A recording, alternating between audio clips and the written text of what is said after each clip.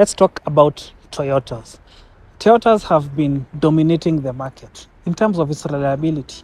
And there are few particular models in the Toyota lineup zenye zime cement the name Toyota as a reliable brand.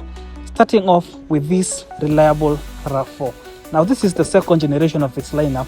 Na if tukienda the way back into its first generation and tukienda tambele into the third, all those particular models zimekuwa zikidominate the market in each years. Ukiangalia the Kenyan roads at the moment, you'll find first generations of the RAV4s still running with their first engines intact, no changes. The second generation ikakuja in its lineup, nayo iko na power like nonsense, and it's also quite reliable to boot. Now the third generation imekuja, even in its hybrid manner, dominate the market. Ukiangalia the US markets, it has dominated aggressively, such that it is one of the most commonly bought crossover SUVs in its lineup. So, what makes this particular generation of the RAV4 reliable? Let's talk about it.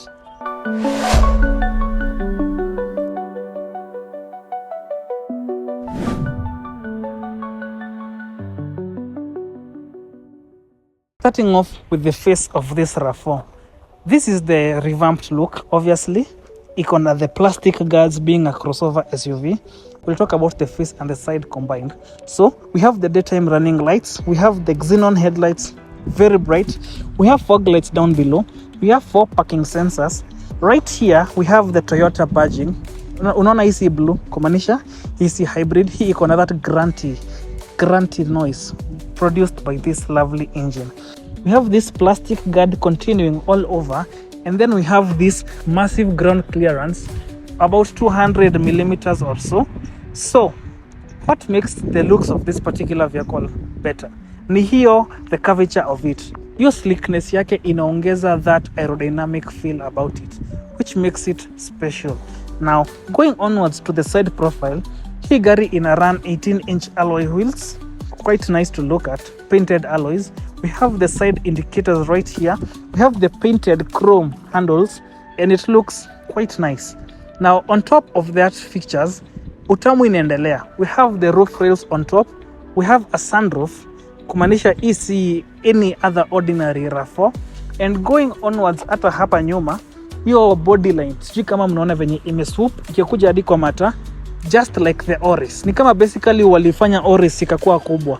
So uko na performance ya Oris na uko na sura ya SUV. That's what makes this particular vehicle special. So ukiangalia wheelbase ya hii gari, unaweza compare relatively na Camry.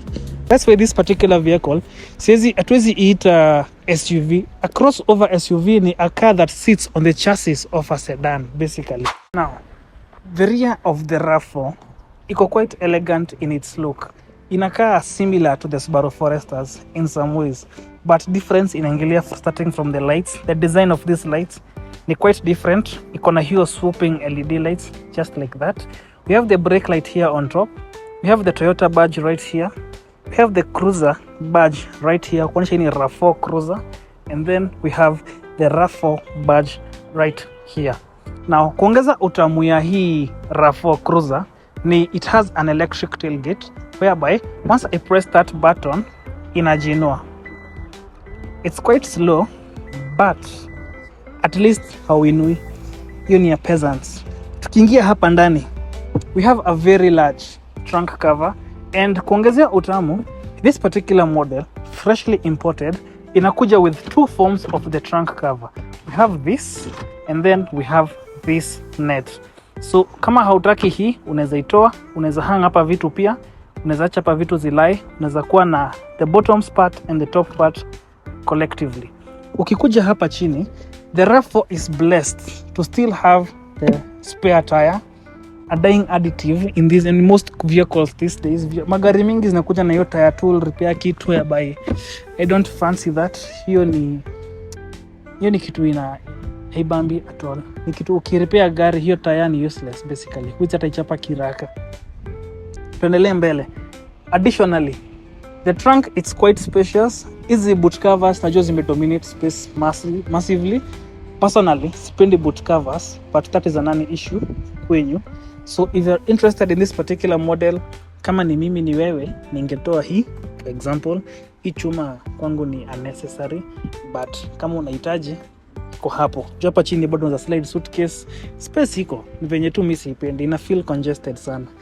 Anyway, let's go onwards to the interior of this particular model.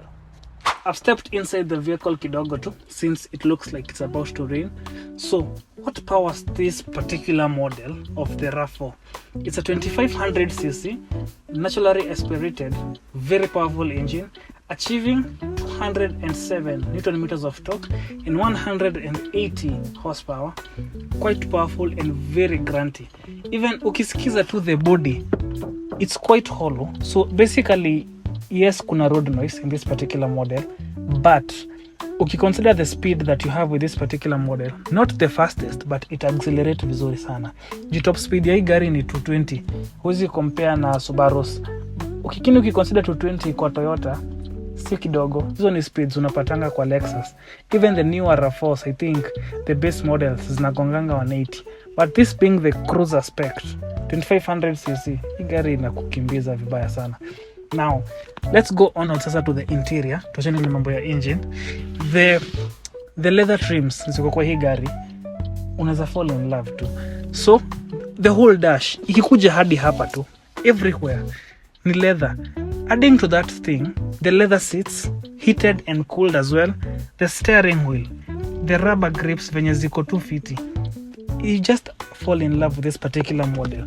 The armrest right here iko hapa tu, which by the way, it moves. Sijui kama mnakumbuka nikiteta kwa ile gari, which was it? I think ilikuwa Nissan Honda Fit. Yeah, it was a Honda Fit. Nikisema armrest, ilikuwa ina feel kama hii ikiwa hapa nyuma. It wasn't comfortable. But in this particular model, since you can slide it forward and back, unaweza kaa hivi comfortably kama una cruise. Najua hii si manual, but you get the gist of it. Now, I really love the feel and the tactile feeling of these knobs za RAV4s. Zinakuanga very, very nice. I actually like them a lot. Ukicompare na brands kama Mitsubishi, zina feel too elegant. Hiyo kuna ile switch hizo zina feel too fit.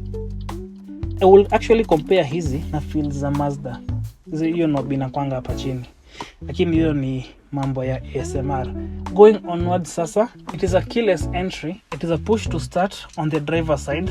Now, tukiwasha hapa, the technology bit of this particular model, starting off with this infotainment screen, very minute and very small. Personally, mimi ningechange hii, ni ndogo sana kwangu. But utamu ya hii gari sasa inaanzia hapa. The infotainment section, since hii inaongea kizungu, unaweza pair your Bluetooth, unaweza connect your phone, unaweza fanya hapo, unaweza kapa your navigation system quite easily. This is an Australian spec model by the way, so sishangai inaje RAV4 unaweza ongea kizungu. Now, the other best feature about this particular vehicle ni this, the JBL. Now, unapatanga hizi kwa the higher trims. This being one of the higher trims, hii gari inakuja na JBL surround sound, which sounds very nice. Now, tukiendelea mbele sasa, the AC controls tumeziona. Hapa chini, we have a 12-volt socket, we have a USB and an aux port right here. Hapa we have the buttons to heat or cool your seats. Hapa sasa we have the button where you can either enter into eco mode to conserve the fuel ya gari yako, ama una engage sport mode. This is the gear shifter and this is the handbrake for this particular model.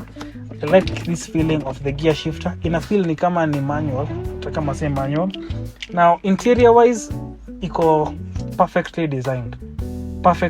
Ndio maana vitu kama hizi zilibebwa even to the later generations of the RAV4. Iko tu fit.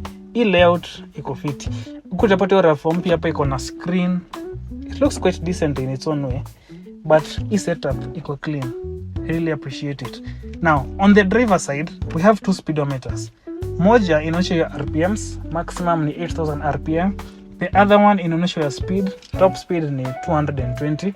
In the middle, we have a small screen whereby unaonyesha your average mileage, average labda oil pressures, your engine temperatures, vitu kama hizo tu. Now, tukiingia hapa katikati, once you move this back, inside here, we have the storage panel whereby tuko na coin tray at first, and then inside we have a deeper storage. We have a cup holder right here at the side. Na hii gari iko decently planned. I like how they thought out the interior of this particular model. So let's talk about the rear seats of the 2018 RAV4. I forgot to mention, kuna sunroof, and right here kuna buttons za kuweza operate the sunroof. So let's talk about the rear seats of this particular model. Now, the rear seats of the RAV4 as I compare na za Subaru Forester in some ways, since legroom ni similarly the same, lakini similarly ina feel ka Outlander kuongea ukweli sana sana. Subaru Forester ina feel a bit narrower than this, but AC controls zina lack kwa hii gari. That's the biggest downfall. Pale katikati tumepewa adapter, unaweza connect to 12 volt socket. I prefer the newer look of the 2019 RAV4 yenye wameweza kuprovide hapa the AC, and also wameweza kuprovide 2 USB ports. Uko na car pockets on both seats kama unahitaji further storage, and very large cup holders kwa milango. That's it for the rear seats, unless to consider sasa these 2 cup holders right here. So would I recommend for you to purchase the 2018 RAV4? Yes. This particular model, it's priced at 4 million Kenya shillings. Quite affordable comparingly to the 2019 revamped sasa Toyota generation ya RAV4. Natoka 5.5 million Kenya shillings. 1 year difference, kuongeza hiyo pesa yote kwangu ni crazy to be honest, but hiyo ndio market rate hizi magari. Hii pia iko na better engine compared to the 2019 RAV4, since hiyo ni a newer generation. Unaweza pata vitu mpya zikianzia, huwezi jua kama kuna some things ziko na issues hapo ndani, but so far from the markets and every other standards possible the engines, the 2019 RAV4 zimekuwa poa. In general RAV4 ziko reliable. Hii gari haitakufa, most likely utaachia mtoto wako. So if you're interested in this particular RAV4, you can have it for 4 million Kenya shillings. Sorry, 4 million Kenya shillings. Yeah. So thank you for tuning in to Drive Dive, and see you on the next episode.